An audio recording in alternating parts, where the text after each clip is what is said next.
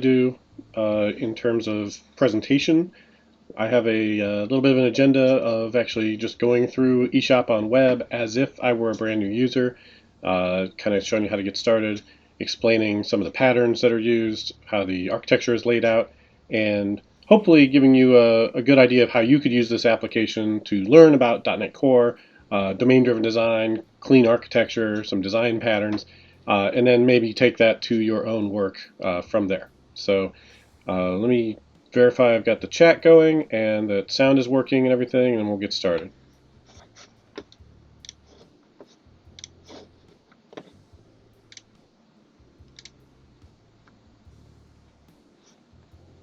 And let's see, I don't see the sound. Refresh. I think we're good, right? We're good, right? Perfect. Okay. I always like to check that so I don't stream for minutes and then find out that nobody can hear me. And we've got the chat, got a few people here. So let me switch over to this view, and then we'll show what the website looks like. All right, so here's eShopOnWeb. If you just Google for eShopOnWeb, it'll be generally the first thing that that comes up. And what this is a ASP.NET Core reference application. We'll start by looking at the README file here real quick. You can download the latest 3.1 .NET Core 3.1 version of this ebook for free, either as a PDF or you can just click here and it's actually in the docs for ASP.NET Core, so you can read through all the chapters and everything right here in your browser and the documentation website. The book is broken down into these sections, so it talks about how you would build an application. This is a monolithic app, so that means it's a single executable web app for the most part. We've actually added a Blazor front end to it, so it's using Blazor WebAssembly for the admin portion of the site. So that is a separate app in essence, but it's a client-side SPA, single-page application app that ships with this. Overall, the app still is deployed as a single application and not like a microservices architecture. There are other eShop variants. There's an eShop on containers that is a microservices version of this. It's the same functionality. It's the same online store, but it has a very different and more complex architecture that's meant to demonstrate how to use Kubernetes, how to use message services, and things like that to build a more scalable, more robust system.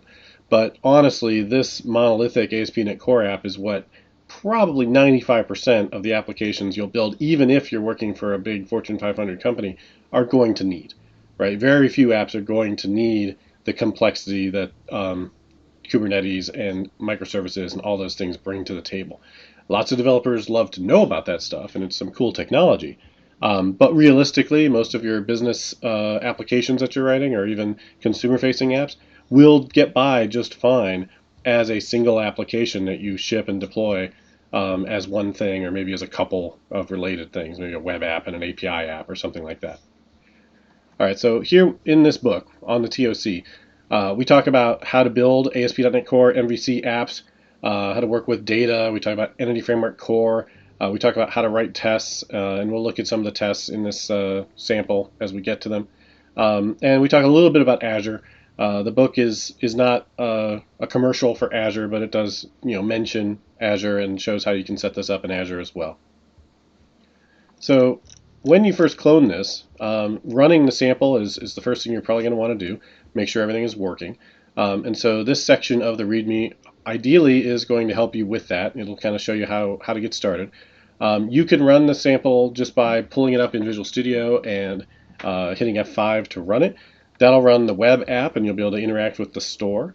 To run the backend for the Blazor WebAssembly, you probably will need to run a separate service that you can start from a command line, or you can launch everything with Docker.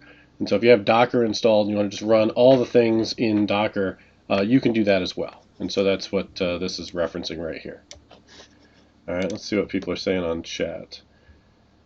Garbled Knowledge, welcome. Wanted to ask an unrelated question about eShopOnWeb. I was hoping you were willing to add a .NET Framework version of it in the sense of clean architecture. So .NET Framework meaning not .NET Core, and just kind of see what it would look like if you built it with, what, ASP.NET MVC5, something like that.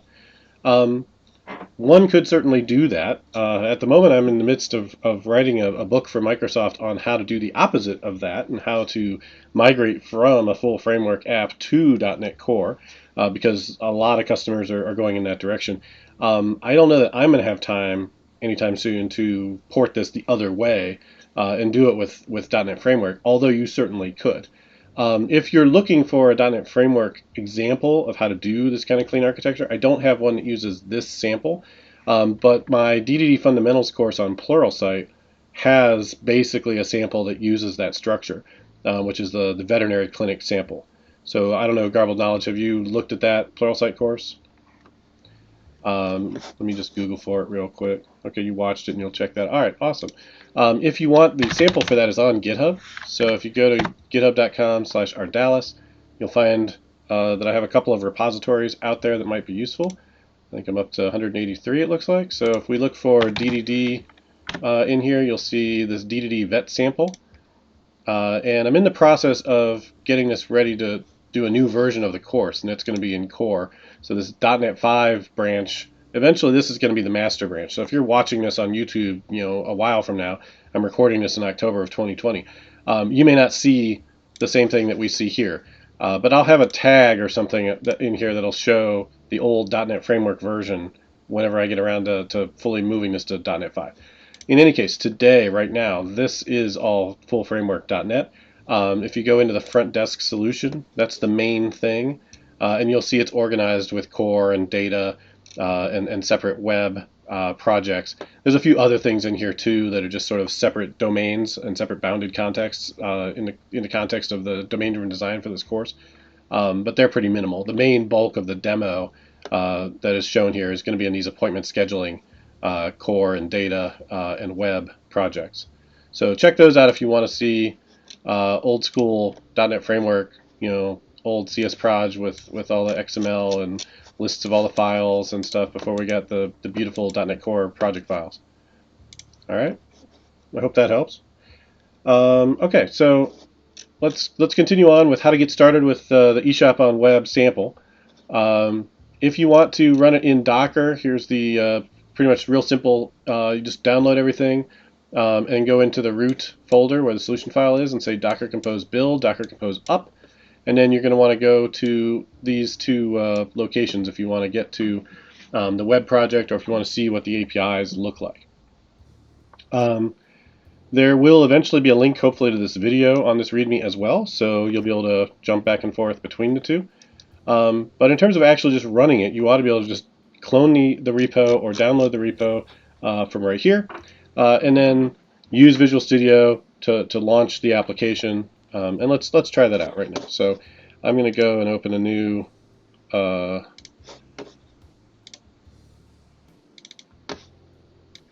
browser, or sorry, a new command line in here. So I've got a Scratch folder that I can do work in. I'll open up PowerShell here and bring that up. And then from within PowerShell, do I already have eShopOnWeb in here? I might have done this before. Nope, I don't. All right, so I'm just going to clone it. So let me grab the URL here. You can also download it and then unzip it, and that works too. So I've got the URL on my clipboard, and I can say git clone here. Now, if you want to make changes to this and maybe submit bug fixes or features, you won't want to clone it from here. You'll want to fork it first and then clone it. So in that case, you hit the fork button up here in the top right of the browser, and then you'll be on your page, and that's what you'll clone. If you clone directly from here and then you find some bug and you want to fix it, it's a little bit more difficult to do. You have to go back and create a fork in order to do it. All right, now that I have it, you see it's listed here, eShopOnWeb, so we'll just go in there. And then in here, I just need to open up this eShopOnWeb solution file, which I can do with code or with Visual Studio. I can run everything right from the command line because it's .NET Core, so we can just do a .NET build, for instance, right here, and it'll work if I tell it the solution file I wanted to use. There's also a Docker Compose project file in there that it sees. Now I have a preview version of .NET 5 on here. Think I'm on master, so I think this should work. What are we complaining about here? Oh yeah, there's this Fav Icon issue that's just popped up. I might have to fix that real quick. So we'll look into that. There's an issue where if you have two Fav icons, someone just reported this as an issue, I think here. Building under this will toss error, just Steve says, of this Fav icon. So hey, while we're here, maybe we'll fix this bug. Alright, so in the meantime, let's go ahead and just open that solution file. And we can do that with either Visual Studio 2019 or the preview. Since I'm not doing .NET 5, I don't need the preview, so just going to open it with regular Visual Studio. And as soon as it finishes loading here, I'll bring it over to this window for you to see. Alright, and so here's the app when you first get it. And I'm expecting that when I build it, I'm going to get an error because of that same Fav Icon issue. Ideally, you get the same experience when you build in Visual Studio as when you build on the command line. It's not always the case, but we'll see here in a second. It's weird that I'm wanting to get an error here. Oh, and look, they all succeeded. Alright, so that's interesting. Not sure why it didn't give us an error here when it did on the command line, but we'll go with it. So let's see if we can run it. We'll come back around to fixing that Fav Icon issue later. And here we go. Look at that. So I did Control F5 so I wouldn't be debugging, but I'm able to run the app. And now that the app is running, we can kind of test it out and see what it does. So on this first home page, this is where you browse the catalog of products. It's page, so you can see it's telling us that it's showing 10 of 12 products, page 1 of 2. This is stuff that's fairly common to implement.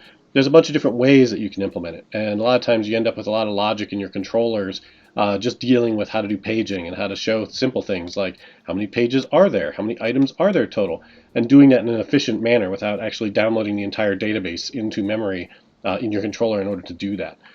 So I'll show you how that works in a minute. You'll see the paging works, right? We can go next page, previous page. There's also filtering. We can filter on brands, so I can say I just want to see .NET content. Hit this, and now we're just seeing only the 6 products that matched .NET stuff. Maybe I only want to look at mugs. I can pretty much tell you there's only this one mug here that's .NET, so we can do that. I'm not sure we have any other mugs. Hey, we also have the cup of tea mug, right? So if you like to drink tea, you should get yourself a cup of tea. Alright, so all that works, the filtering and the paging together on this home page. None of that's really rocket science, like I said, but this sample kind of shows you a way to construct that is very maintainable and testable and doesn't result in you putting a ton of logic into your controller actions. The other thing you can do, of course, is buy stuff. So for that, we're going to log in. You can see on the login page the 2 users you might use are demoUser@Microsoft.com. Also, you could pronounce that demouser. Or you can be an admin at Microsoft.com. And I don't know if I really hope neither one of these things actually goes to real people at Microsoft.com. But we're going to assume they don't. And we're going to use the demo user for this one. We'll just paste that in there. And the password is pass@word1. This is just a reference app, so it's not meant to be super secure here. We'll log in. And now we are demo user at Microsoft.com. We can add some things to our basket.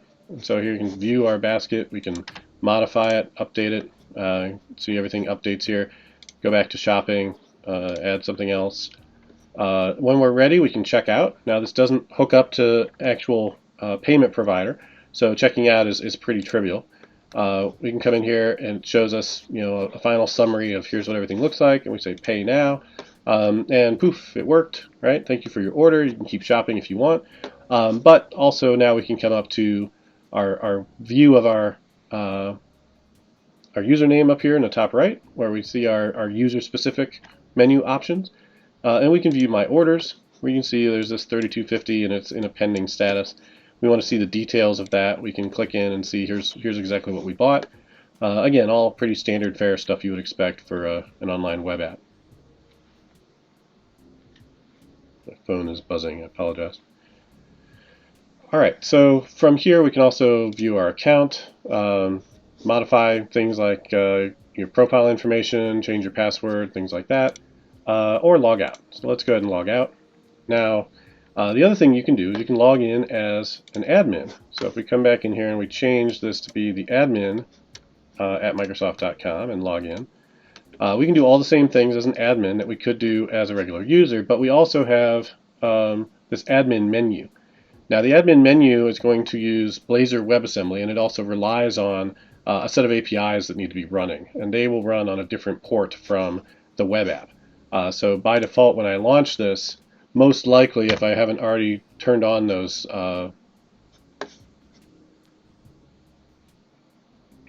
I haven't already turned on, switch this back, the back end, I'm going to get a bunch of errors here, and they're going to tell me connection refused while trying to communicate to that back end set of APIs.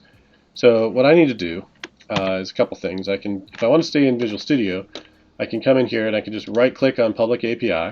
I can say Debug, Start New Instance, and I think that will start the right port. We'll find out in a minute. If not, you can also do it from the command line. So this is running, and it is running with the debugger, but you can see now all the endpoints that are used are set up here. We can test them out. Let's hit the get on the catalog endpoints. This is using Swagger. We say try it out, execute, and you can see right here we've got these different types of things: mugs, t-shirts, sheets, etc. All right, so we just need that to be running, so I'm going to move that out of the way and come back to this one and reload it. And like I said, I don't recall if it's on the right. Oh, what did you do? Did you stop running the other one? Visual Studio apparently stopped the web app from running. That's interesting. Maybe I needed to run them both at the same time. All right. Well, let's do the way that I know works, that I usually do. So I'm going to close this down. I'll close this one down as well. I'll come back to Visual Studio. And I'm just going to right-click and launch this again. Actually, we'll do debug, start without debugging. Look at that. Perfect. Now we're going to come back to that PowerShell window that we had running. All right, and we're going to go into the source folder, and we're going to go into the public API folder. We're just going to say .NET run there, and that will run the API on the back end. And so now this is, notice the port that it's running on. This is the port that the Blazor app is expecting it to look for. So when I was doing it in Visual Studio, I didn't have it in the right profile, so it wasn't going to work anyway because I didn't have the right port. But this should work, right? So now that this is running on the public API, we can navigate to 5099 if we want. So let's just demonstrate that. Localhost :5099 with, what's 5099, wasn't it? Or did I forget it already? Yeah. Do I need HTTPS explicitly?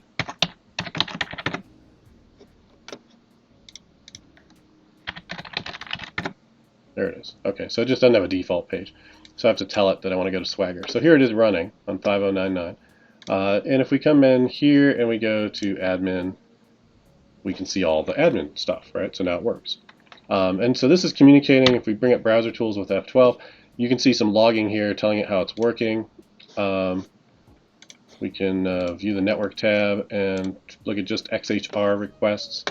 And if we refresh this whole thing, we'll see whatever requests it made. So you can see that it's making requests to get the user information. It's making requests to get the list of catalog brands. Here's the actual JSON that's coming back. So it's leveraging those API endpoints to build this. This Blazor WebAssembly app is running in the browser. It's .NET code that's being interpreted by JavaScript through WebAssembly. And so it lets you write these types of applications using C# and .NET, but still get a single-page application style experience in the browser, right? So you can come in and have modals and modify, what types of things there are. You can change pictures and do all the stuff you would expect in terms of editing these items inside the catalog. You can, obviously create new catalog items as well. And so this is how your users would manage the store owners or the marketing folks would manage the contents of the store separately from how actual customers would interact with the store to make purchases. All right, so that's pretty much the whole app from a running it aspect. Let's see what it looks like with Docker, since I showed that. So we'll close this down, go back to our PowerShell, and just hit Control-C to stop it from running. Come into Visual Studio again, make sure everything is stopped. All right, and then in PowerShell, that's where we want to run our Docker commands. We're going to back out to where the solution file is, and you'll see there's a Docker Compose DC proj and YAML file in here. If we go back and look at the README real quick, right here, at the very bottom of the README, it says Docker Compose build, Docker Compose up. All right, so those are the two commands we want. And these might take a moment. So we'll say Docker Compose build. This is the one that is actually going to pull down whatever containers it needs and then build everything to create those containers. And then you'll be able to make requests against the entire thing once you say Docker Compose up. So you can watch this do its thing. Depending on how fast your internet is, that might be faster or slower than you see on my machine. And while that's going on, I'll see if there's any questions. So Batman has joined us. That's awesome. Stagen Co. says, hi Steve, can you set multiple projects to be run so you don't have to run the API project manually in the command line? You can. And I've had mixed success with that on here, trying to get it to do that by default from GitHub when you download it, just making it work. So I can test that out. In fact, I can test that out right now while Docker is doing its thing. But the way you do that is you come into the solution, you right-click, you say Set Startup Projects, plural, here. And when you do that, you can go and say, hey, I want public API and web. Right? So right now it's set to single. But let's say we want to set it to multiple. And we'll come in here and we say, all right, when I start this, I want to start without debugging public API and start without debugging web. Apply it, say OK, it's great, start. And it says, boom, unable to start debugging, blah, blah, blah, can't do that. So this has blocked me from doing that. If I change that now and I say, all right, well, maybe we can't start without debugging. Maybe the debugger is feeling sad and really wants to be involved. Let's just say start with these things. We'll apply and say, okay. We'll hit start. Now this, sometimes you have better luck with. Now I don't like to run the debugger every single time I want to run the app because it slows everything down compared to just being able to quickly launch it. But sometimes you do have better luck with that. Now in this case it's launching Swagger on 44339 and I'm pretty sure the Blazor app is not looking for that. And this one's 44315. So using that approach and being okay with the fact that you're going to have to debug both things, I think would work. And then the only thing I'd have to do to make sure this would work is specify the port properly, right? So in Blazor. So right now Blazor's going to be looking for the wrong port. If I actually run this here, log in, go to admin, look at this. All right, so we see that the public API is on 44339. If we hit F12 in here, window's too big. Oh, it's way over there. That's weird. Go back underneath. Hit F12 in here, look at the network, and hit refresh. We're going to see that these are all pending, and what are they hitting? They're hitting 5099, right? You can see that. So with a little bit of config change, you could get that to work. So that might be a better user experience. If you close either one and it stops debugging for all of them. So yeah, you could do that. All right, so Docker's still go. Oh, and it's done. Good timing. All right, so now let's do a Docker Compose up. And this will run these on the appropriate ports, I believe, if we set this up intelligently. And in the README file, it tells you that you want to go to 5106 for the web project, 5200 for public API. So let's go to 5106. There it is. And we should be able to log in. We want to log in as admin to see if the other part works as well. And that's not a good sign. Why did that not work?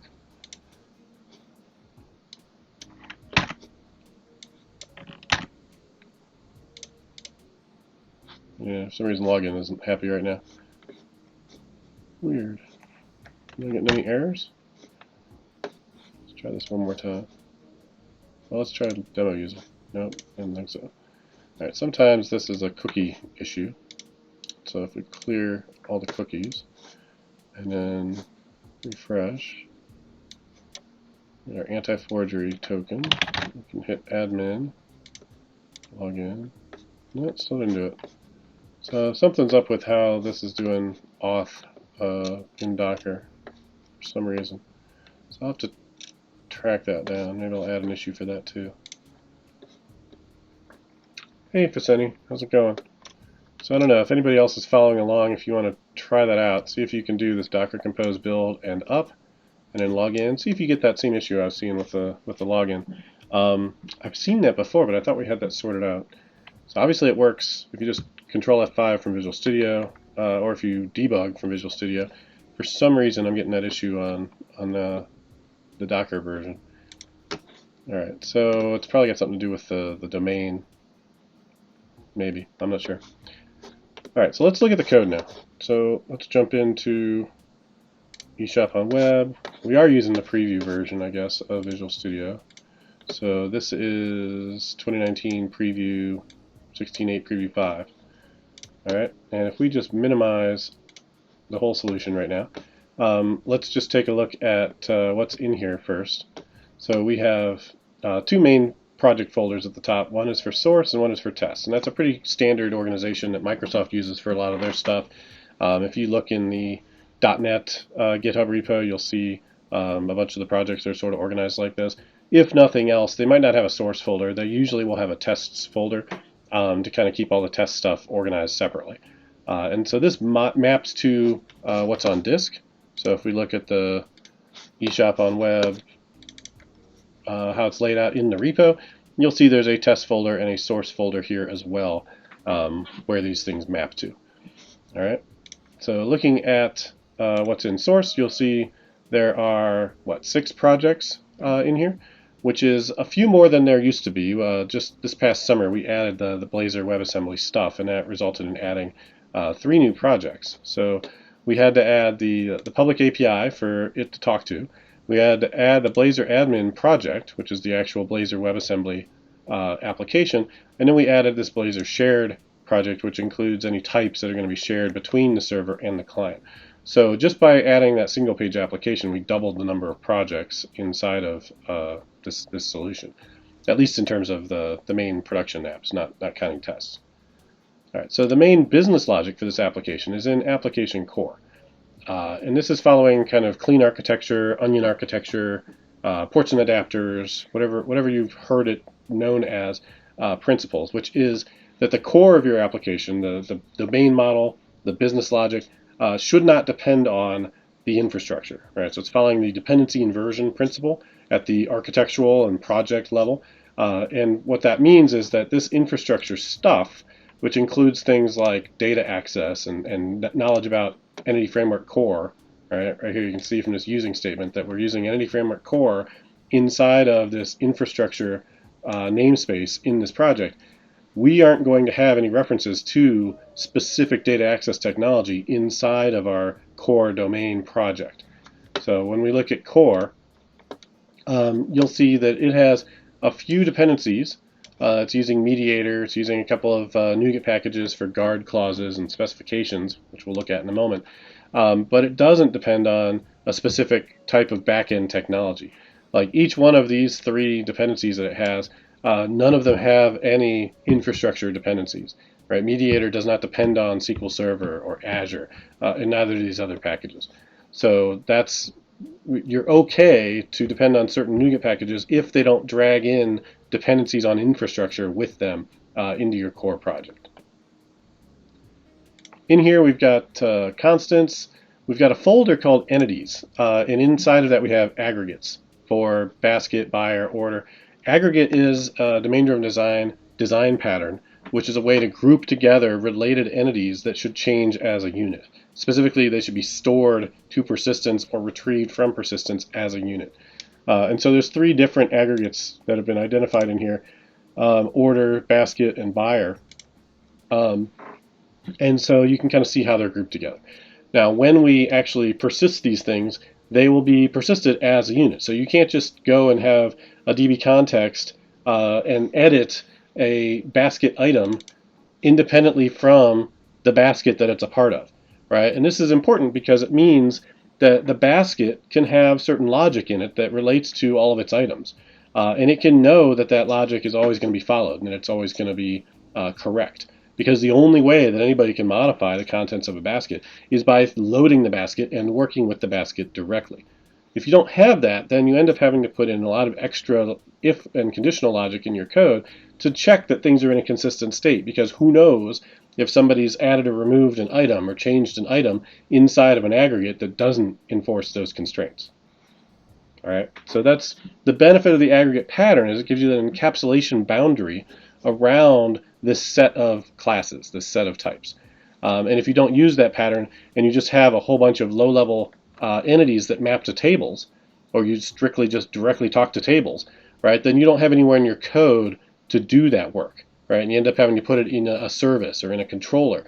But if nothing is enforcing the rule that things can only are able to modify this code through a certain thing, a certain aggregate, a certain entity, right, a certain interface, then it's going to be really easy for things to get by any kind of safety measures you put in place. And so that's a lot of what domain-driven design is all about, is putting increasingly concentric, typically encapsulation boundaries around things. Right, so I can, at the low-level C# class level, I can say that this class has a certain amount of encapsulation, and it has maybe some internal or private data that I don't want anything to change. Right, like this basket ID is private set. I don't want anyone to be able to change that.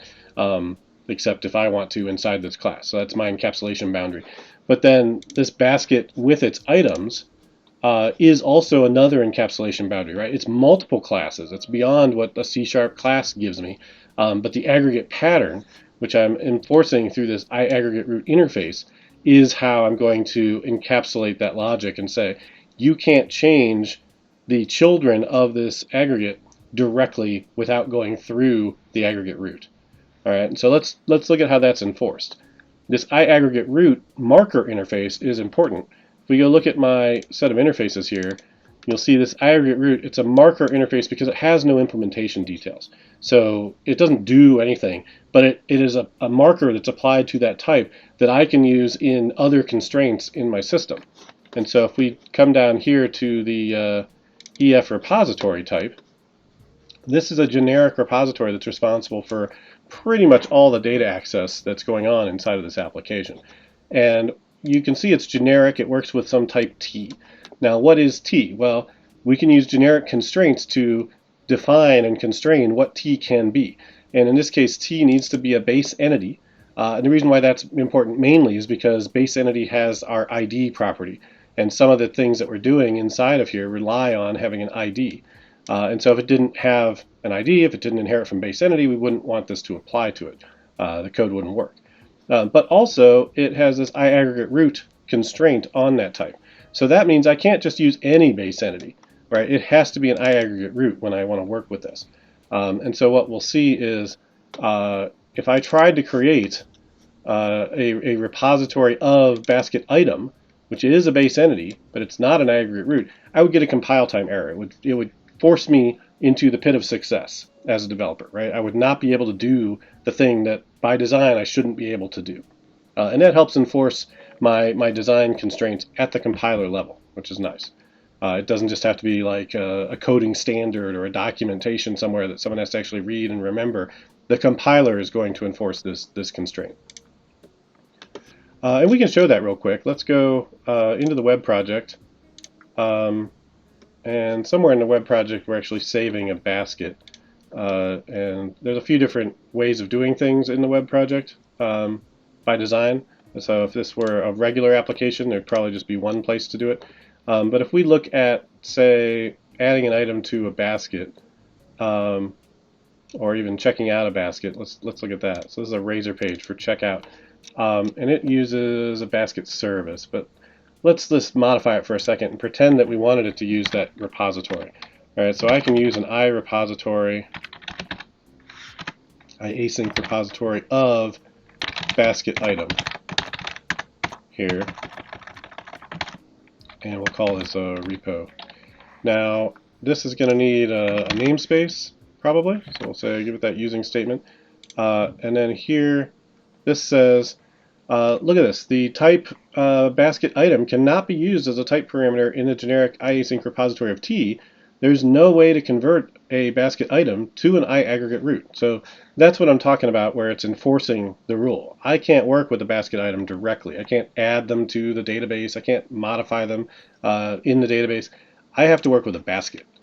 And so if I say I want to work with a basket, for some reason it doesn't, just because it wants me to rename it, then I don't get that error, right? And it's going to be fine. All right, what is this? Namespace is used. Oh, is it in the same? It's in basket aggregate. I probably just need this whole fully qualified thing, because somewhere I've got a duplicate. Why does it think that's a namespace? Just throw that on there. There you go. Now you know what it is. And I can get rid of that. I'm going to delete this in a second anyway, but I just want to make sure there's not an actual error here. So this works fine, right? As long as I tell it which basket I'm talking about. And that's fine because basket is an iAggregate root. All right. So let's get that out of the way. Cool. Any questions? The page is in the basket folder, right? Yeah, exactly. So that's why it's seeing this basket and thinking that's my namespace that I'm using. And so if that is something that you run into frequently, eventually what you're going to do is rename these, perhaps, or rename them in the other place, just so it's not a problem. But you can use aliases in your using statements to get around that as well. So if that was a thing I really needed, obviously I don't need it in this case. I'm just adding it to show this point. But you can use aliases in your using statement to get around that problem if you need to. Okay, let's see, a couple questions. Page in the basket folder, constructor injection. Okay, all right, so that's all good. So let's go back up to where we were. So we're looking at these entities.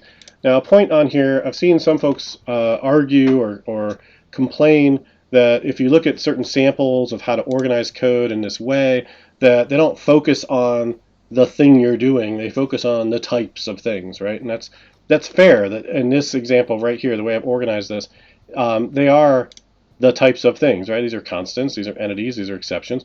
Those don't tell you anything about the fact that this is a shopping cart application or an online web project. You can reorganize these however you want, right? In fact, it's not unusual to take these aggregates and move them to the top level inside core. That's very common. That's probably a better approach than just having a generic entities folder in the root. And then within an aggregate, you can put things that relate to that aggregate in it. So maybe the exception that I have is basket not found. Maybe a good place for basket not found to be would be in the basket aggregate, right? It's basket related. So, we could put that there. This duplicate catalog item goes inside of, some catalog aggregate perhaps. Empty basket on checkout. That sounds like another basket aggregate exception. So you wouldn't necessarily need an exceptions folder if you put these into the appropriate aggregate folders. And that applies to other things as well. If we have domain events defined in here, we would do that there too. You could even take your specifications, and if you wanted to, you could put them with the aggregates they go with, if you like that organization better. And if you had a really large application, right, this is just a sample. It's not meant to be a real-world app. But if you had a large application with 100 different entities grouped into 50 different aggregates, it might make sense for you to take your exceptions, your specifications, and put them into each one of those top-level folders and have more of a feature folder style of organization. And that would work perfectly well, right? It's totally up to you. The only reason why this is broken up the way it is more to make it easy for me to go through and explain where things are and how they work on a per pattern basis instead of on a per business domain basis. But realize you're welcome to shift that around. All right, so exceptions. It is a good idea to have custom exceptions that represent common known business invariants. So for example, if you should never be able to check out an empty basket, right? That just shouldn't happen. UI shouldn't let you do it. The user shouldn't even be given the option to click a button to check out when their basket is empty. So if that ever happens, something really broke. And so that's exception worthy, right? It's not a normal flow. So I would create an exception for that rather than having an exception bubble up from Entity Framework or from some null reference somewhere saying, there was no basket, so checkout blew up with a null reference exception. You want to make it easy for future developers, including yourself, to know what the heck broke. And so by giving it a custom exception that's in the language of your domain, right? Talking about an empty basket on checkout, that's your domain language. That's not low-level C#, index out of range or null reference type of language, right? This tells you very specifically where the problem is.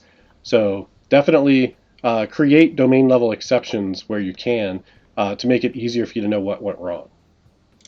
You can add extensions if they're helpful. So here we had some Json extensions that are just here because they might be used anywhere. And by putting them inside of your application core, they're available anywhere.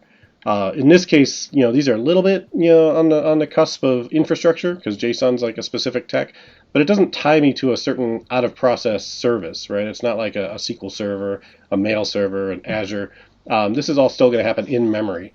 So I think it's pretty much fine to have inside a core because it's not going to make it any more difficult to unit test core by having it in there.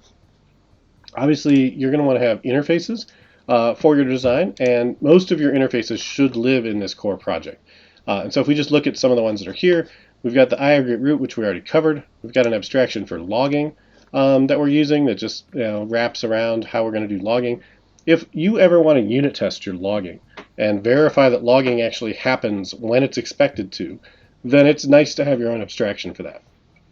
If you never need to test that logging is working in an automated way with unit tests, then you may not need this, and you can just rely on the iLogger of T that ships with the framework. Yeah, JitCypher, this is all, if you just search for eShopOnWeb, you'll find all this source code. So this is not in my repo, this is Microsoft's sample. So this is .NET architecture.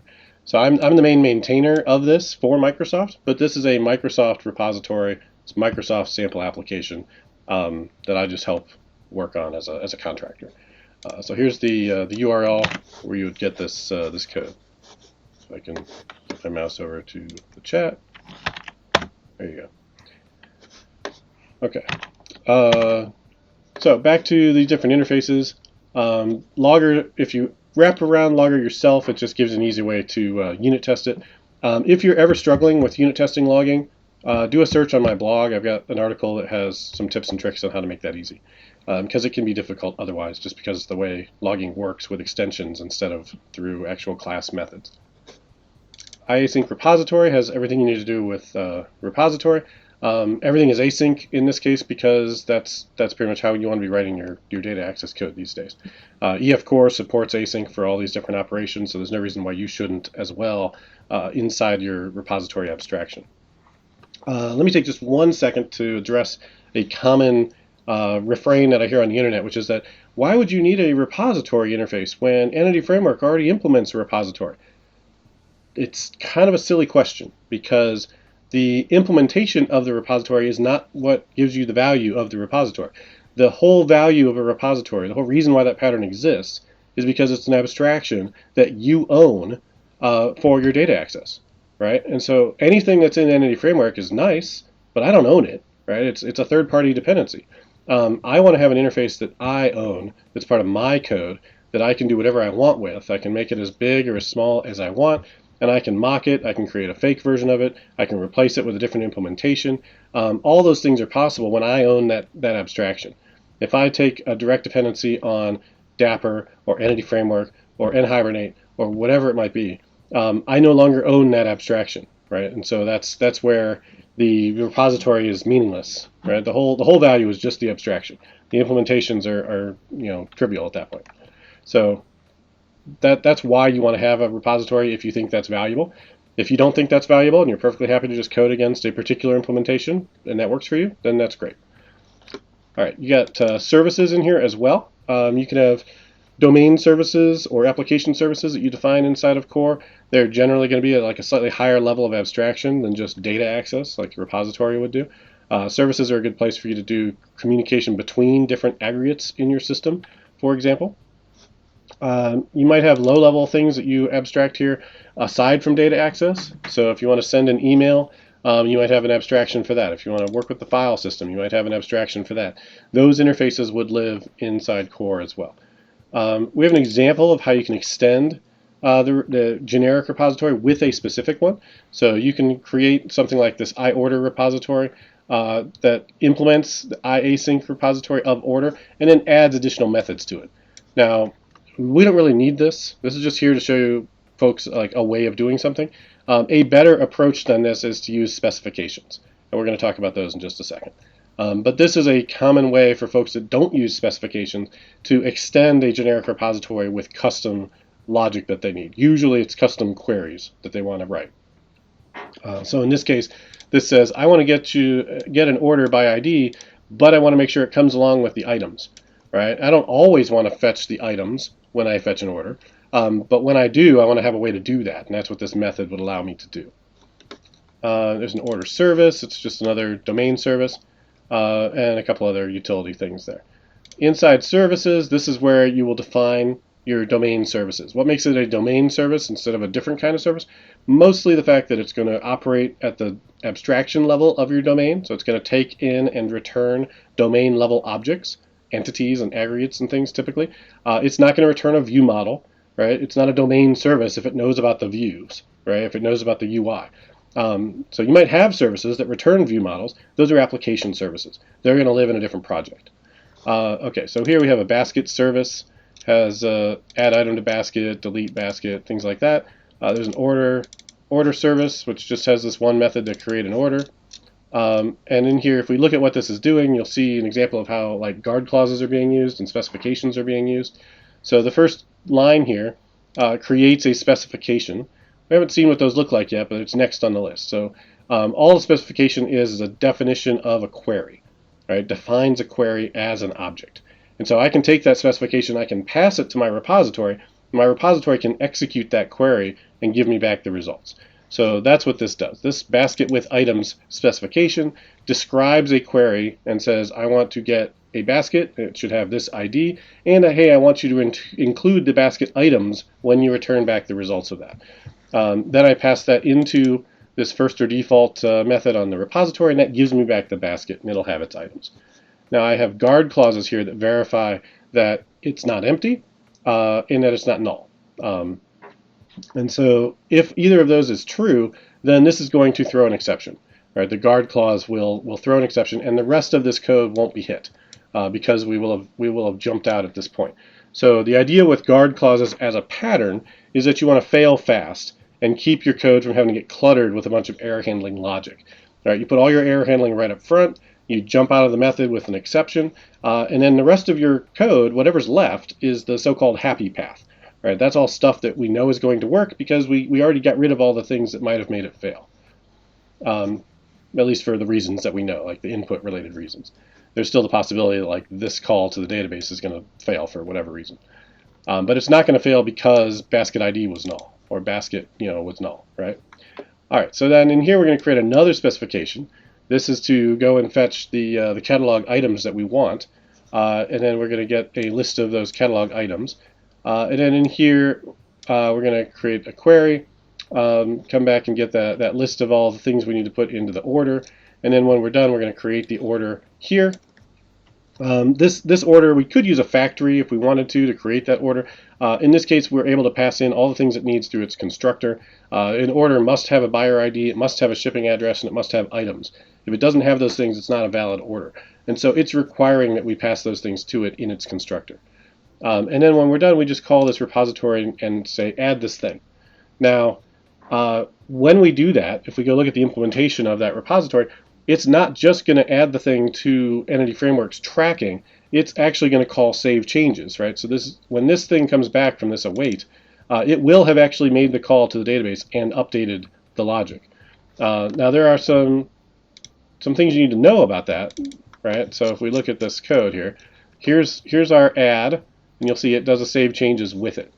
Same thing for update, same thing for delete. So there isn't any exposed save changes from this repository. there isn't a unit of work pattern being used here.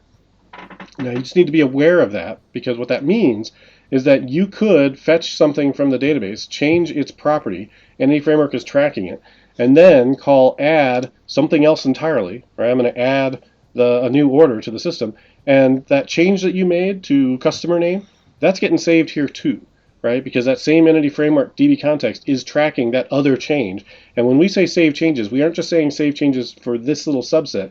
We're saving all the changes that have queued up. Now, the reason why this pattern is okay, in my opinion, to work here is because this is a web application. And a web application should basically, on every web request, be doing one operation at a time.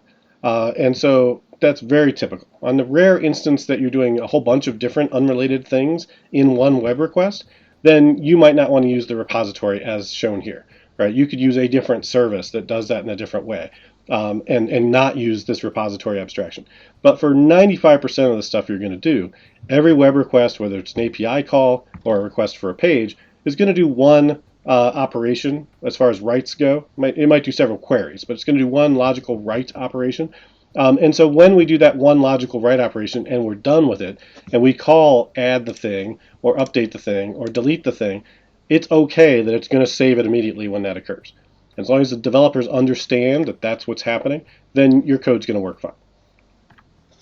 If you do need a unit of work pattern, all you'd have to do is take this save changes out of these three places, add another interface method on here called save changes or save or sync or whatever you want to call it, and then make sure you call that in order to persist your changes.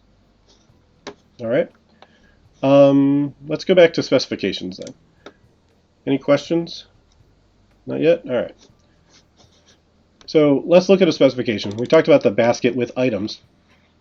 Here's what that actually looks like. So this is using specification base here, the specification of T as a base type.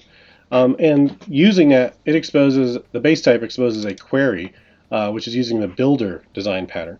The builder design pattern is really useful for building up things that have arbitrary sets of properties or constraints, as opposed to like the factory pattern where you have to know everything up front and pass it all in one method call.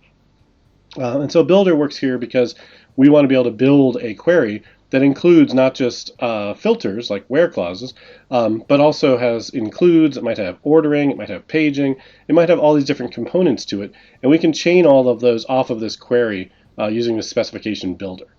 All right, so in here we're going to use a where clause, and it's just what you would expect with a where clause on a link statement. We're going to say where b such that b.id equals basket ID. Well, what is b? Well, b is the basket. And we know it's the basket because this is a specification of basket. Right? That's the T that we're passing to it. And we can do that in a couple ways. We can say given a basket ID or given a string buyer ID, that's going to be their GUID of their username. Either one of those will let us query and get the current basket for a given user or for a given ID of basket. And then this .include is what is going to tell Entity Framework Core to eager load that code and include it with that request. Otherwise, by default, when you tell Entity Framework, just go fetch me this record, it does not include related children. And if you don't have lazy loading turned on, you'll just have a null for that collection or an empty list. And so that's not necessarily going to be the behavior you want all the time. I don't recommend turning on lazy loading because, again, this is a web application. We want every request to return in as little amount of time as possible. When you use lazy loading, you're going to have multiple different round trips to your data source as you traverse your object and you say, hey, I want to hit that property. Let me see that list of items. It has to make another database call to go fetch those items. The more round trips you have to make to the database, the longer your request from the browser, from the client, is going to take for you to return back. So if you can eager load all the data you need in one round trip, that's always going to be faster than making a bunch of small round trips to go fetch this and that and the other as your code looks for it. And for a given web request, it should be pretty well known exactly what queries you're going to have to make. So you should be able to optimize and get as few round trips as possible for that given endpoint that you're hitting from the web client. You can use this for more complex things. So the catalog filter paginated specification, this is what drives the home page. This is how you can see that which brand we have in the drop-down list, which type, whether it's a mug or a t-shirt, is in the drop-down list. And then we call this .paginate and say how many we're going to skip and how many we're going to take. So we're going to have a page size of 10 is the default, and so we'll skip 10 items, and then we'll take the next however many items are in the list when we go to page 2, for example. There's also a catalog filter specification without the paging. Now, why do we have both of those? Well, if you recall, on the home page, we didn't just have to say how many were on this page. We also had to say how many were there total, right? And so in order to get the total number of items for a given set of filters, we have to make a call that's not paginated, because if we just did a paginated call, it's always going to give us the page size or fewer number of items, and so our total won't be correct. This lets us get the total number of items that we can then display on the page. You get catalog item specification, just goes and fetches all the items that match a set of IDs, and then customer orders with item specification. This is just demonstrating that you can chain those include statements. You can say, I need to get an order. I need that order to include its order items. I need those order items to include the item that was ordered. And that item that was ordered is an actual catalog item, right? So if we go look at in here for the aggregate of order, here we can see there's an order, right? Order has a list of order items right here. This is a read-only collection, so it's encapsulated. Other things can't mess with it directly. They only can adjust it by calling methods here. Looking at the order item, you see the order item has a catalog item ordered property. And so if I want to load that and be able to visualize it, for instance, on the checkout page or on the order details page and see what exactly did I order, I want to be able to include the order items and then include the catalog item ordered. Catalog item ordered is right here inside the aggregate, and it's a value object that includes the product name and the picture URI so that I can display those items on that order history page. Alright, so the way specification gets implemented is actually inside of the repository itself. So if we look at the repository and we look at something like, give me the first or default with a specification. I don't know why these things are all green. Does not need to use. Hey. Alright, let's clean that up. Boom. Okay, so probably have too many async awaits in here because this thing could just be awaited on from outside of here, and that makes sense. Clean those up and add that as a fix. Okay, so anyway, in here, first async, first default async. What these are doing is they get a specification result using apply specification, and then they call first or default on that. So this specification result is an iQueryable.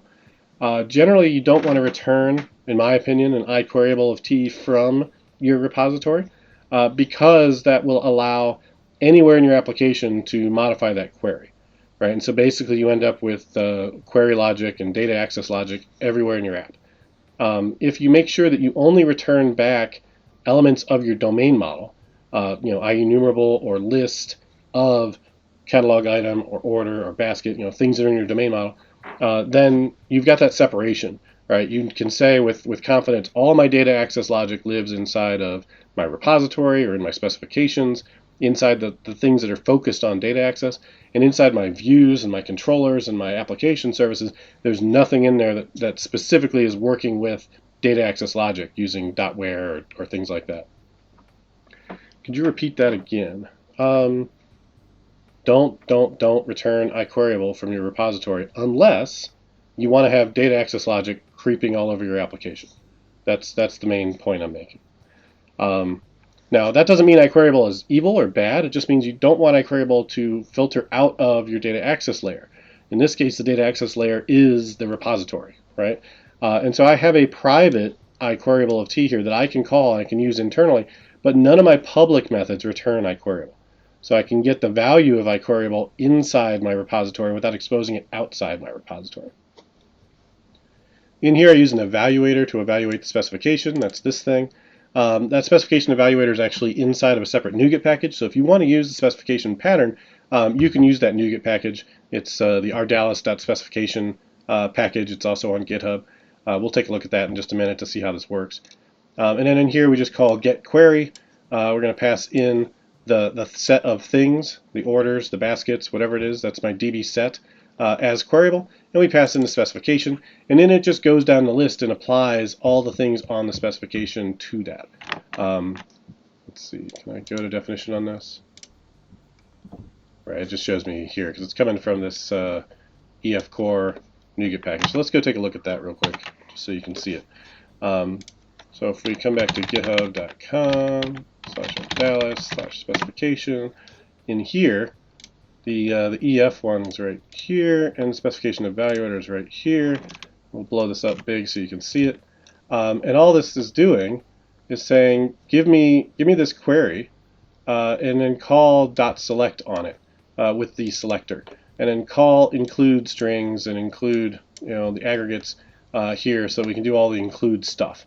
So selection and includes are both Efcor things, because those will impact how EF builds that SQL query.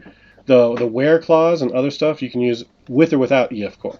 And so those things are actually in the Ardalis specification base specification evaluator here.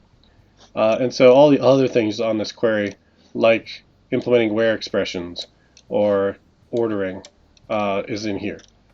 Paging is also in here, skipping and taking. So between the two, right, you can use just specification even if you're not using Efcor, and it'll give you the filtering and the paging and all that.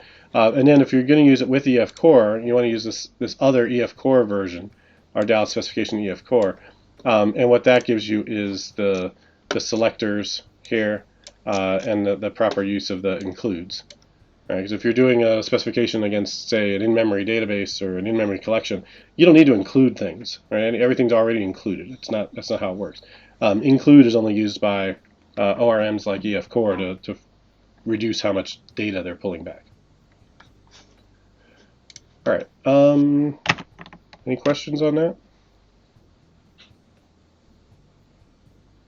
Cool. All right.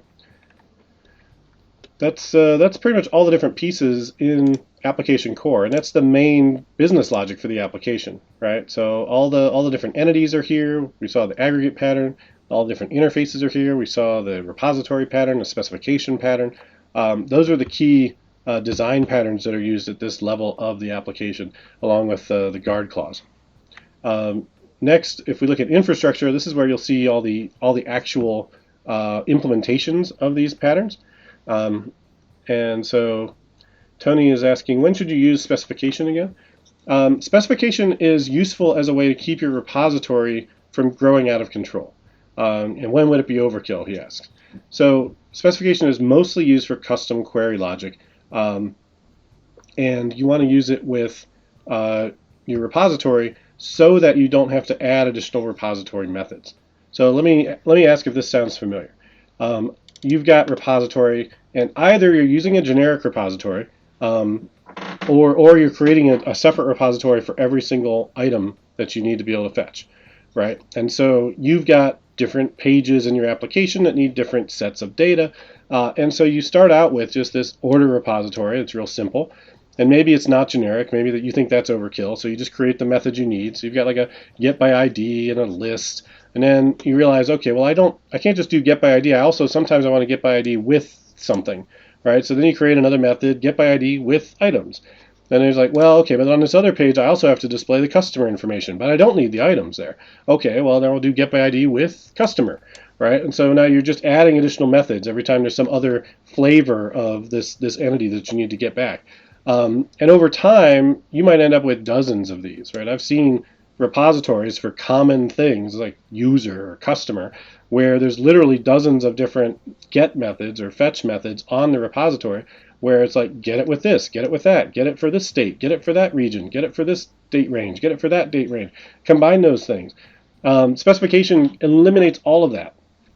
You don't need to have any things on your repository that say get with this, get by that, include this, include that. All that goes away, and you just have one thing that says get with specification or list with specification, right? And any type of query logic, selection logic, filtering logic, include logic, ordering logic, paging logic, any of that stuff, it's in the specification. It doesn't need to go in the repository. So what does it do? It means your repository now follows the open-closed principle. The open-closed principle is part of the solid principles. It says Classes should be open to extension. We can change how they work, we can change their behavior, but closed for modification. We don't have to actually edit the code. And so with the specification combined with a repository, now you can extend the behavior of this repository in an unlimited way by just adding more specifications, right? You don't have to change any of the other specifications, right? So this specification doesn't get touched when you add another specification for a different way of fetching basket. And this EF repository doesn't get touched, right? This thing should very rarely change because it takes in these specifications on these methods to get the first item or to get a list of items. Up here, somewhere there's a list and a count. Also, the same way. You don't have to ever add another method on here that says get it with this, get it with that. All right.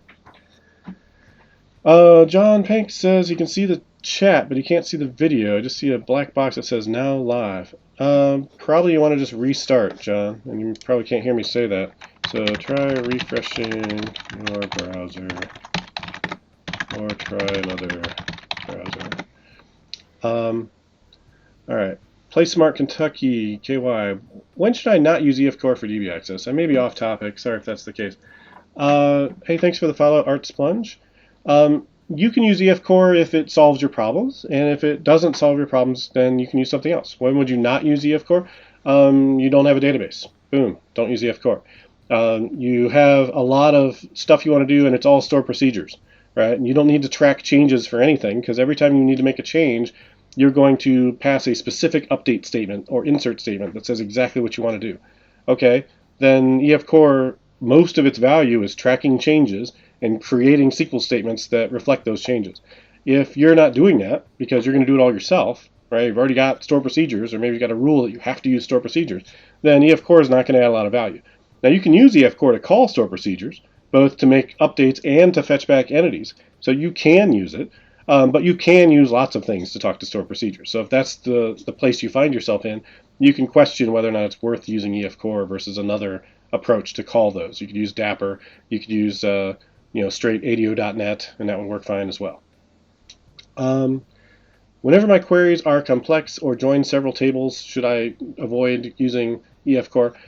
Potentially, right? So Efcor is really good at getting back entities, part of your domain model, where you can track their changes and then save back those changes, right? Well, when do you need that? You need that when you're doing write operations. You need that when you're modifying the actual data. What about on a search page, right? Typically where you have a complex or join several tables, you're not typically doing that on the update product form, right? Or on the customer edit profile page, right? Usually you're doing those types of complex joins on some type of a search, right? Some type of a, let me explore what's out here. Let me find all of the products that were, made in the last 30 days in Ohio, right? That's going to be a complex join query. You don't want to use a repository in Efcor for that, right? That'd be a great place to use a store procedure. But guess what? You also don't want to return your domain model for that, right? There's no reason to return back a basket with basket items or order with order details and entities for that. Just return back the columns and rows, because you're just going to display it to the user as columns and rows, right? They're not really your entities. So there's no reason to use your domain model for those types of queries anyway. So yeah, feel free to use a separate read model for read-only operations that are, by their nature, more of just a data query, right? And so you can create a whole separate way to do that type of interaction that's different from how you interact with your domain model. Your domain model is mostly useful when you're manipulating the actual state of the system. Less so when you're just doing ad hoc queries. What do you think about the hybrid of EF and Dapper? You can do that. You can do that for exactly what I just said. You could say, we're going to use Dapper for our store procedure calls or for our ad hoc queries. We'll return back, dynamic objects or whatever, read model types that we've defined that Dapper is going to return. And that would be a good way to have like a split and make it very clear. Like, if we're using Dapper, we're not using our domain model. We're just getting read-only objects. If we're using Efcor, that's our domain model. We're going to be enforcing all of our constraints. That's what we're going to save. And we're going to use aggregates, right, and repositories. That would be an easy way to make that distinction. Now, that said, you can certainly use Efcor to make those same database calls that Dapper does. And so if you want to, you could have Efcor, call store procedures or call ad hoc SQL just fine. Dapper has some features that are nice also, but most of what Dapper does, Efcor can also do. So just realize you don't necessarily need Dapper, but I'm a fan of Dapper, and you could certainly use it. Please let us know your idea about implementing unit of work over EF. Sure. So yeah, unit of work is a really simple pattern, right? All it does is it says batch up some work until I say to commit it. And so implementing unit of work over EF is really just a matter of not calling save changes until you're ready. And so I already mentioned that my default implementation in this sample, this isn't what I necessarily use everywhere, but for this sample, the default implementation is not to have a unit of work separately, and that the write operations on the repository just save changes right when you call the thing. It's simple, and it works well in a web context. I wouldn't recommend using this in WPF or a mobile app where you're doing operations like on the screen before you hit save and push the changes back to the server, or any other thick client type of arrangement, because this is optimized for web. This is optimized for I have a quick request coming in. I want to return it as quickly as possible, so I'm just going to do this thing and return. If I wanted to implement unit of work, I would take these out of here, and I would expose a separate method called save changes right on the repository as another method. So I go look at my interface for iasync repository, it would do all these things, and then right here it would also have a task save changes, or task commit work, right? Whatever you want to call it. But this would be where my unit of work would be. Now that only works with one repository at a time, and if that's still not good enough, right? If you've got, I've got a repository for the order and I've got a different repository for the customer, and in the course of this one request I'm going to be modifying them both and I don't want them to step on each other, right? At that point you might need a separate unit of work object. That unit of work object would be maybe passed into the repository when you create it, and that unit of work would typically also know about the DB context, right? And you might even at some point need to have multiple different DB contexts in order to achieve it. So it really just comes down to what your requirements are if you need that unit of work functionality. In my experience, most of the operations that you need to do in a typical business application are just CRUD operations for the most part, right? I need to get this entity, I need to work with it, and when I'm done working with it, I need to save the changes, right? If that's the 80% case of what you're doing, a generic repository like this works quite well. If you have a few places where this is where I'm going to actually process the order, or this is where I'm going to do this big complex thing that touches 5 different tables and a bunch of different entities, maybe don't use the repository for that, right? Maybe create a service that is just for that, and maybe that talks directly with DB context and does all the things it needs, uses transactions, does whatever kind of complex data work you need to do in the sequence that you need to do it in its own service, right? Just make your life easy and separate that out from the 80% case that's just simple EF core. Ficeni says, just a small addition, read also might go through domain if you have already business logic for aggregating or calculation before they're shown to users. You don't want that logic to be repeated in the domain and UI layers. So that's a good point. If there is business logic in your domain that has to do with how you're going to organize things within an aggregate, or how you're going to present that information, sometimes you'll have information in there that has to do with how to roll up and aggregate that information for the user for display, then you probably would still want to go through your repositories to fetch those entities to do that. If you don't, and if it's just data in a table that you want to display, then you're certainly more capable of just using an alternate way to go fetch that data that would use a read model instead of your domain model. All right, let's jump back into infrastructure, make sure we covered everything there. So I should talk about the data context, right? So this is the EF core DB context, and these are the DB sets that it has, and this is the whole code, right? There's just one on model creating and the DB sets, and that's it, right? So it's pretty simple. It's a small application, so it doesn't have a ton of different entities and types that it needs to deal with, and that's usually the bulk of what should be in your DB context. Is just however many things there are, you're going to have that many DB sets in here to deal with.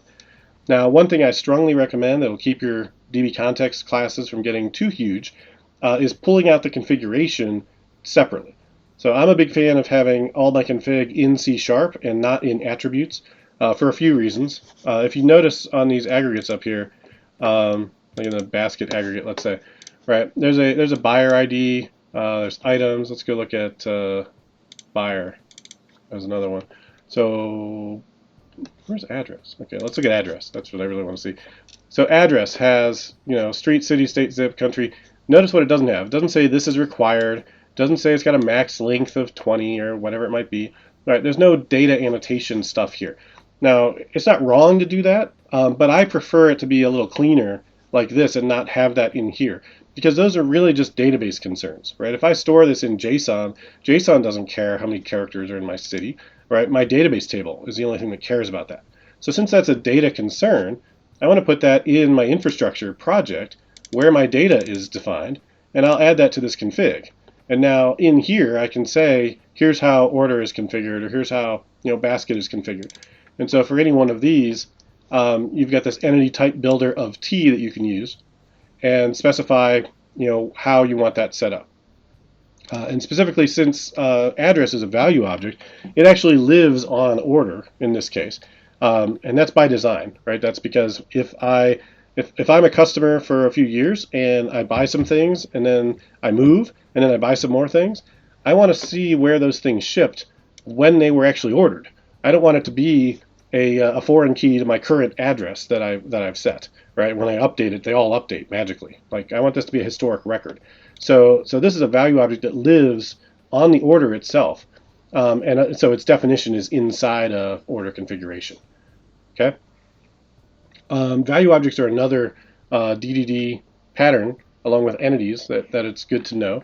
And the idea with value objects is that they are fairly simple, and they're what's the word I want? They're immutable. So coming up real soon when we update this to use C#, what are we up to? C# 9 when .NET 5, where we have record types. This will probably get updated to be a record type. So you'll get to see how that works. For your API, do you put those attributes on DTOs? Yeah, certainly, because that's their whole purpose in life, right? So if we go look at some DTOs, we would certainly expect to see attributes that are related to model validation and things like that on DTO types, because that's their whole job, right? Whereas these entities here, their job is to be a model of the business domain, right? Their job is not to be a wire protocol or to be a definition of a table, right? They're all about the business logic. Now in this case, there's not a lot of business logic here, but in something like order, where there could be more at some point, you don't want all the data access logic stuff to be obscuring the actual behavior that's inside your domain model. And again, in a real application, you'd have a lot more behavior than what you're going to see inside of any sample app like this one. So as an example, if I can find one, let's go into the public API and see where maybe we have some DTOs.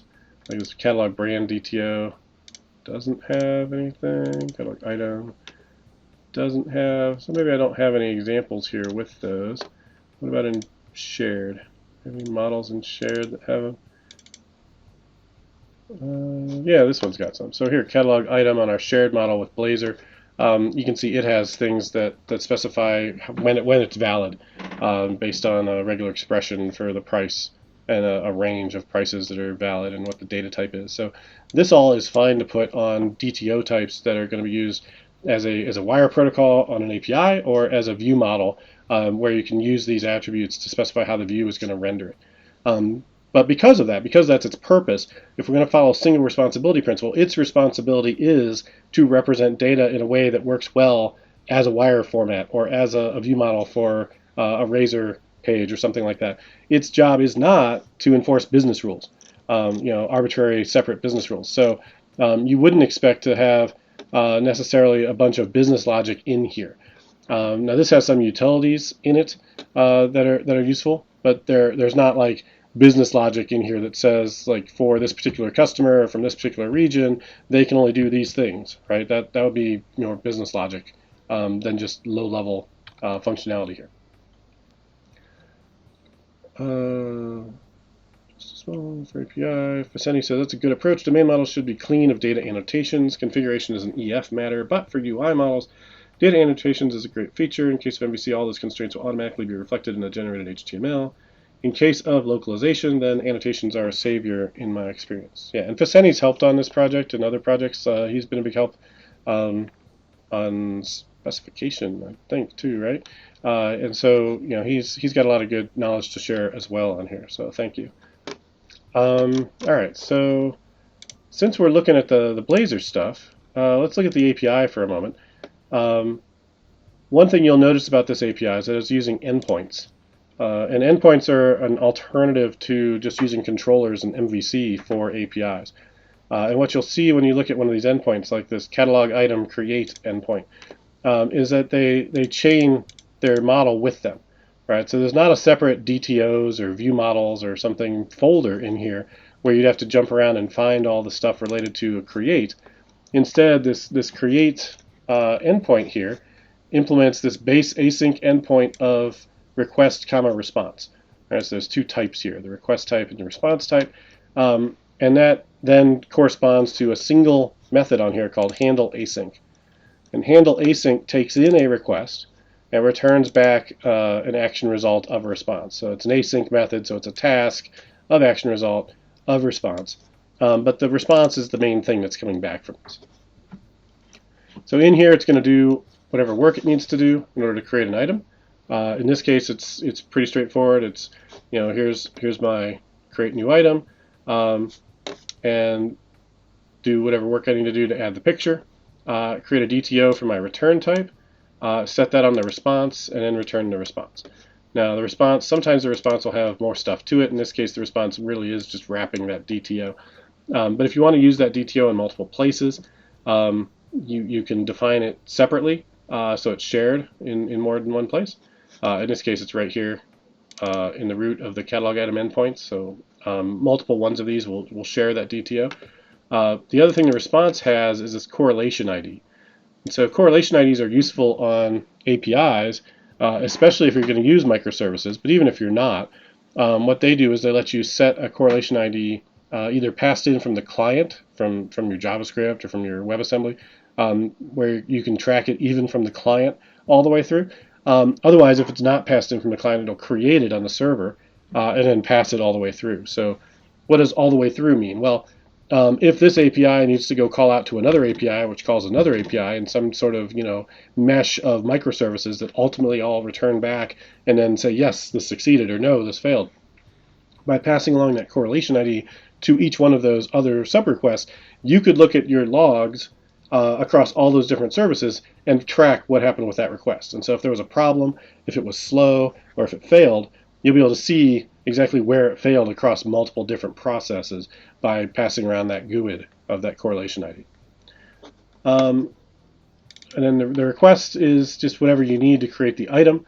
And so it's pretty straightforward. These are just DTOs. Not a lot to it.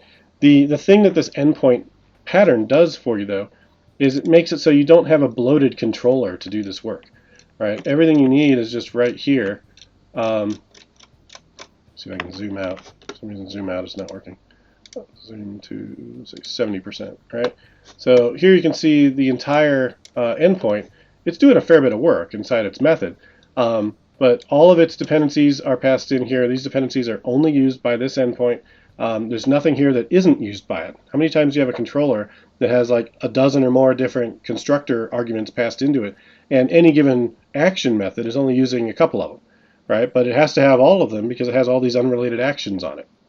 And so anything that's passed in here, this thing actually uses. So it's following the interface segregation principle from Solid, which is to say that classes should not depend on methods that they don't use. I'm only going to use the methods on these types that I'm injecting in. And you can see them all being used right inside this method. By only doing one method, this is also going to follow the open-close principle. Once I get this thing working, I don't have to touch it again. Right? If I have another catalog item related thing, I'm going to put it in a separate endpoint inside this folder, and it's not going to interfere with this one. So I'm not going to accidentally break this endpoint when I go to create another endpoint. And when I go to work on one of these endpoints, right, let's just close all our tabs for a moment. If I need to make a change on, say, how we get by ID or how we list page, let's do list page. Right, I can open this up. I can see here's exactly how list page works. I don't have to scroll and try and find the right endpoint and be looking at what routes are which or whatever. Everything is right here and it's easy to find. And then where are my DTOs for this that I need? Well, they're chained to it right here. Right? I can just hit expand on just this folder, and the request is right here and the response is right here. Now, there's not some magic Visual Studio extension you have to install to get this. There's actually built-in Visual Studio behavior to support this, which is basically if you name this thing correctly, specifically if you name it the same as its parent, list paged, dot, whatever its actually class is, then you'll get this behavior. Right? You could use this behavior anywhere you want in your system now if you just use that convention. And so when you go to create new endpoints on here, you just follow that same convention. You say, here's the request. I'm going to prefix the file name with the name of the endpoint, and it'll get associated with it with this tree view style behavior where you can collapse it. All right. If you want to use API endpoints, they are a NuGet package that you can grab as well. So they are on GitHub, API endpoints, right there. And that doesn't need to be that big. And then they're also on NuGet. So that's where you can find these. I'll paste them in the chat. All right, so those are just used for that public API. It's also using Swagger. All the Swagger stuff is specified in these Swagger operation attributes. That's just to be verbose about it and to show you how you can do that. The routes are also specified directly here. These base async endpoints, they just inherit from controller. They're not some separate standalone way of doing things. They really are just ASP.NET Core MVC controllers. But what they're doing is they're constraining you to just have this one method, this handle async method. Now, because this thing really is a controller, you could actually add additional methods on here, and they would be treated as action methods. But you shouldn't do that, so don't do that. There's actually a set of analyzers you can download, Roslyn analyzers that will check and see if you've done that and then throw an exception, or actually a compiler warning, if you have that. So you can install that as well if you want into Visual Studio to make sure that you don't accidentally do that. But you never should. So anybody have any questions about the API endpoint approach? I've gotten a lot of good feedback on using this from folks that have done it. There are folks that aren't interested in it because they're like, why do I need this? I can just write controllers with only one action on them now. And the answer to that is yes, you could. So why aren't you? Right? I mean, like if big overbloated controllers weren't a problem, we wouldn't need API endpoints, right? If everybody just did them the right way, we would be fine. But over and over and over again at different clients, I see controllers that are out of control, doing way more than they should, having way too many methods on them, and just being this huge bloated mess of stuff that inevitably has concerns in it that don't belong there. So this provides a way to get around that.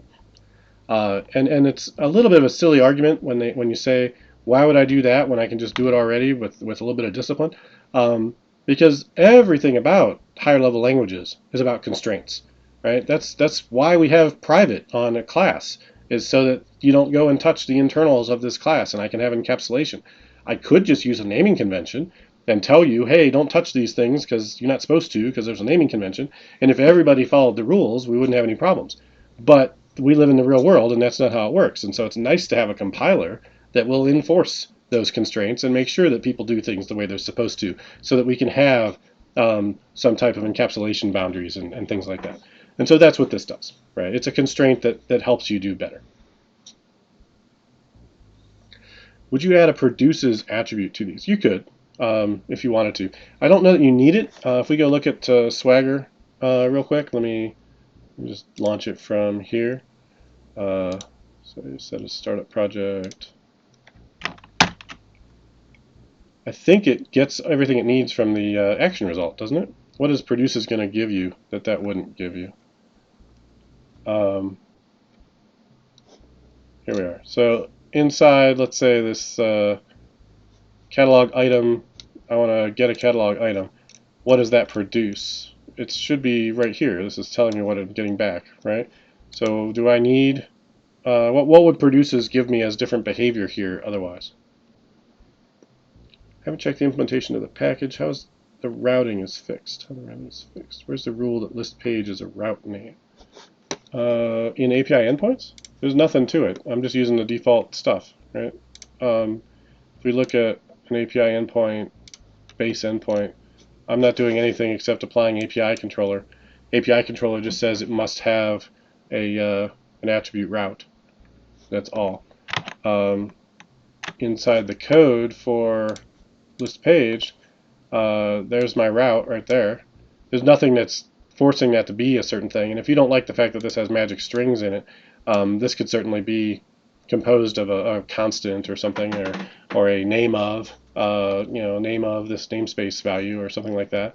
If you wanted that to be more convention based and have fewer magic strings. Similarly, these things could be built. If you start building this out of strings, you could build these out of strings too. Does that answer your question, Viceni? Where's the rule that list page is route name? I'm not seeing what you want. Hey, John Calloway, how's it going? Previous question is related to analyzers. Let's see. What previous question? Tony Davis's previous question. Would you add produce? Oh, I see. Would you add produces attribute to the analyzers?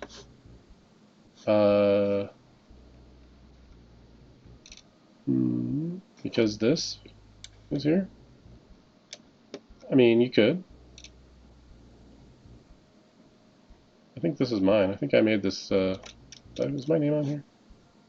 I seem to recall making this graphic a few years ago.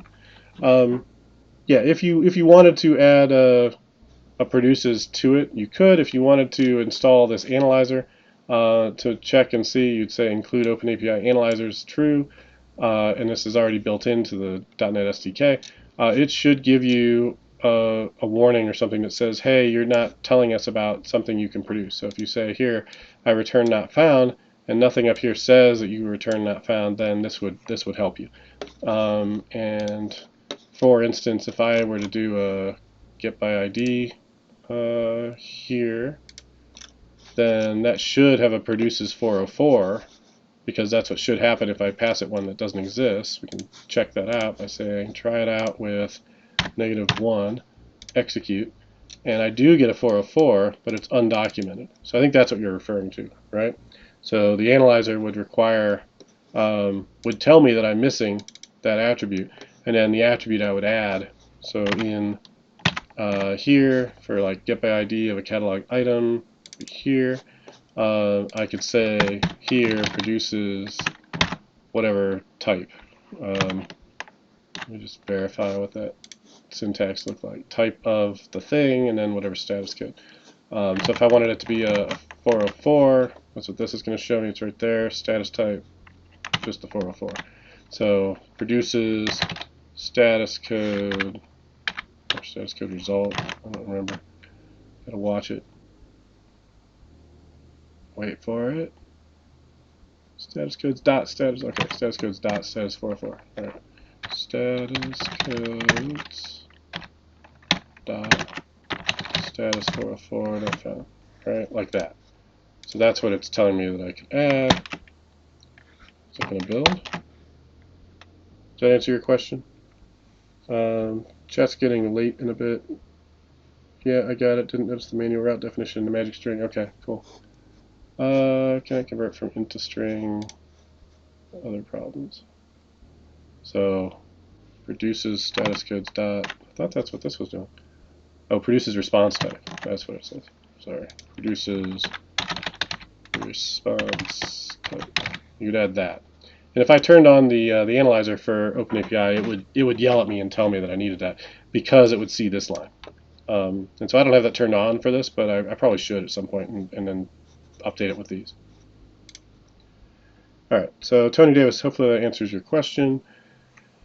If you want to turn on the analyzers for making sure you don't have the other actions on here, I think that might be on by default actually. I'm pretty sure that's in here. Code analyzers are right there. So I think these come in with it. Phil Piddle did this, and so I think you get this by default. when you install the package. So it just verifies that you only have one public handle method on an endpoint, and that you don't add additional handlers to it, which you shouldn't do. All right. John Calloway, thanks for answering your questions on specifications. We're getting a lot of mileage out of that package. Good, glad to hear it. I think it's pretty useful too. That's part of why I pulled it out of the eShopOnWeb sample.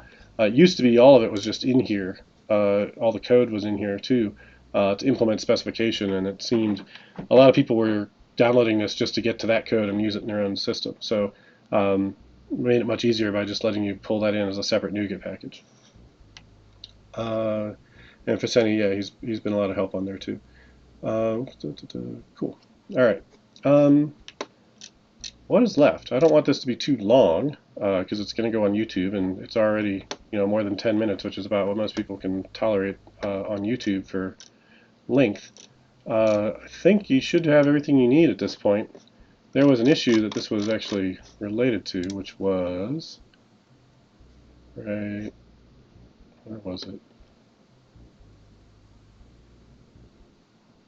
I don't know. It was the one I just answered recently. Was it this one? No. I got too many issues is the problem. Maybe it was this one.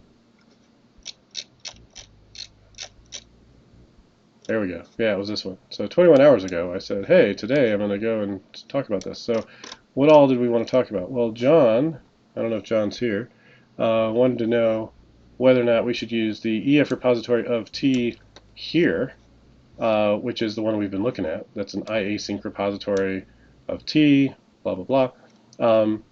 Or in specification, there's a very similar one that looks like this. And this is just used as a sample, right? And it's very similar. It just says that your type has to be a class, and it has to implement this identity of int. And the reason why it uses that approach is because it's a separate NuGet package, so it doesn't know about whatever base types you might be using. And it's intended to just be a sample. It's not intended for you to have to use it. But his question was, which one of these should I use? Which is fair. And so in here, we take this specification evaluator, and we use it in here to do the work. And in here, we also new up a specification evaluator and do the work there. Either one of these works. The important point to note is that both of them are privates that return that iQueryable. So you want to keep that private. Don't expose the iQueryable in your repository's return types for the different methods. And whether or not you want to pass in the specification to the evaluator using this new keyword here, or you want to pass it in using this this interface, and we just new it up there. Like I don't really see a big difference there. If you're only using this thing in this one place, it doesn't really change it any. The main difference here is up here, I think, and the only difference with that is whether or not this ID type is going to be specified on an interface or specified on a base type, and it doesn't matter, right? Either one will work. If you want to use that aggregate design pattern that we talked about toward the beginning of this video, this iAggregate root marker interface is nice to add. You could add that to either one of these, and it would have the same effect of just restricting your repositories so they only work with aggregate roots. John, you are here. Great. Do you have any questions that I haven't answered?